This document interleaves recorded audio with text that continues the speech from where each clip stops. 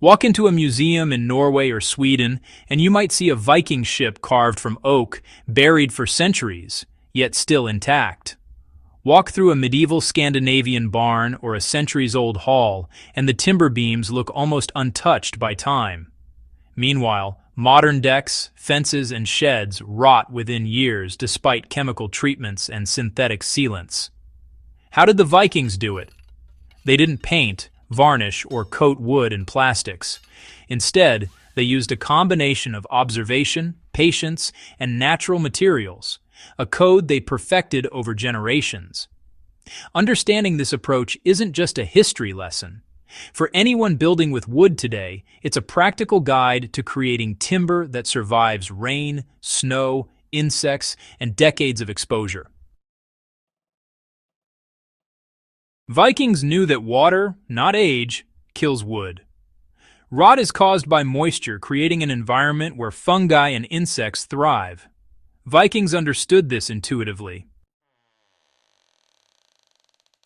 They preferred heartwood, the dense inner portion of the tree, over sapwood because it naturally resisted water.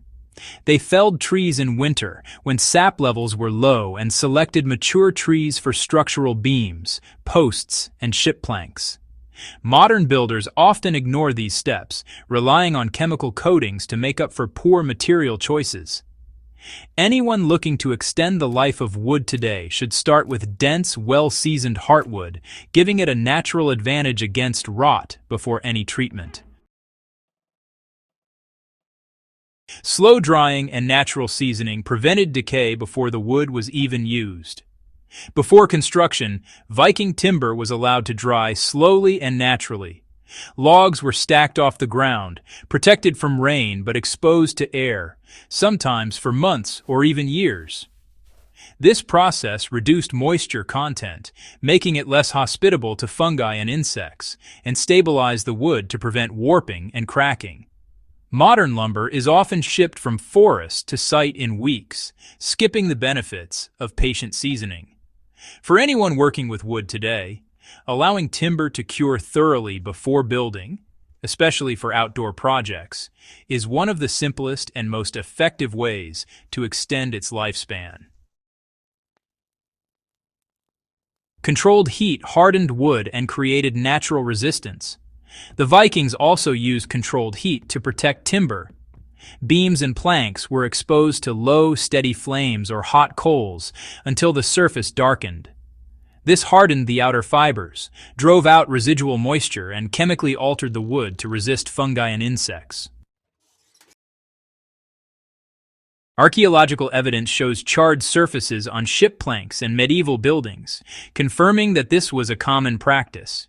Today, this can be replicated with a propane torch or kiln to create exterior wood that is naturally resistant to rot while keeping the inner wood strong and flexible. Once charred, wood was treated with pine tar tree resin or natural oils.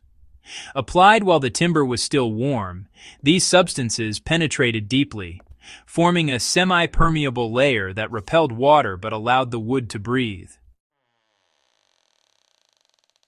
Unlike modern plastics or varnishes, these coatings expanded and contracted with the wood, preventing cracks that trap moisture.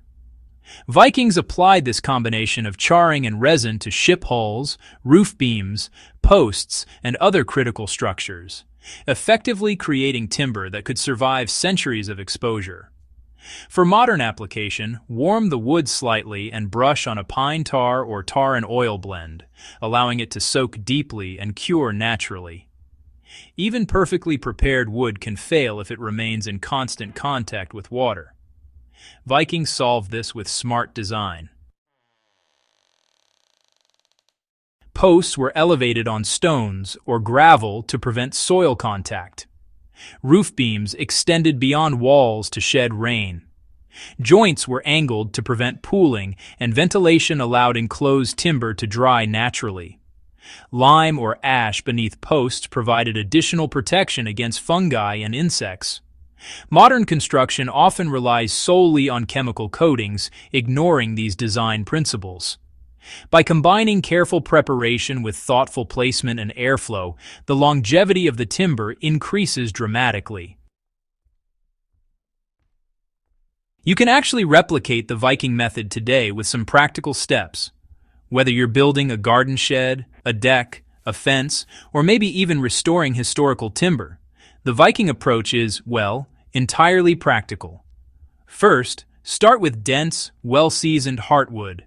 Then, slowly char the exterior surfaces to harden the fibers and reduce moisture absorption. After that, apply warmed pine tar or a tar and oil mixture while the wood is still warm, so you get really deep penetration. Elevate posts on gravel or stone, and design your joints and overhangs to shed water. It's also important to allow airflow around all surfaces. Even just a few of these steps can actually extend the life of timber way beyond what you'd get with chemically treated modern alternatives. Viking craftsmanship really prioritized durability, and honestly, the results are still visible today. Modern construction, it often emphasizes speed and cost over longevity.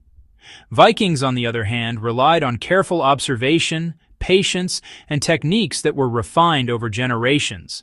Their combination of timber selection, seasoning, controlled heat, natural coatings, and architectural design produced wood that survived for centuries, sometimes even outlasting entire civilizations.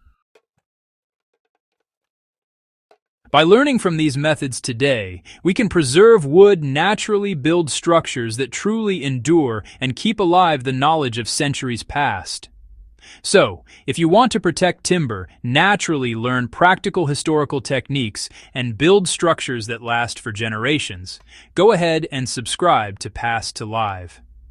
And hey, share this video with anyone who works with wood, restores historical buildings, or just values time-tested methods. By applying these Viking secrets, we can make sure that wood, craftsmanship, and knowledge survive for hundreds of years.